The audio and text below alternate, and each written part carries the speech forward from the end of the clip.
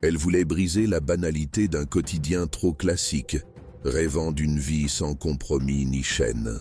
Tia Billinger, devenue Bonnie Blue, a explosé sur OnlyFans, revendiquant un record de 1057 partenaires en 12 heures, avant d'être bannie de la plateforme en juin 2025, après avoir proposé un petting zoo extrême, et même collaboré avec Andrew Tate. Née en 1999 à Stapleford, une petite ville du Nottinghamshire, Tia commence sa vie d'adulte dans les bureaux d'une agence de recrutement. Rapidement, elle quitte l'Angleterre pour l'Australie, où elle entame une carrière dans le camming, avant de se tourner vers OnlyFans.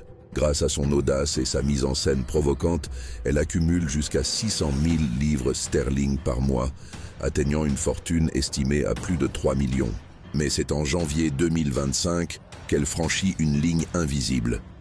Lors d'un événement privé organisé dans un manoir londonien, elle prétend avoir eu un rapport sexuel avec 1057 hommes en seulement 12 heures, éclipsant ainsi le précédent record détenu par Lisa Sparks XXX. Des témoins racontent des files d'attente interminables, des participants cagoulés et des scènes décrites comme choquantes, voire inhumaines. Le scandale enfle, mais la notoriété de Bonnie Blue grimpe en flèche. Portée par cette vague médiatique, elle annonce quelques mois plus tard un défi encore plus controversé.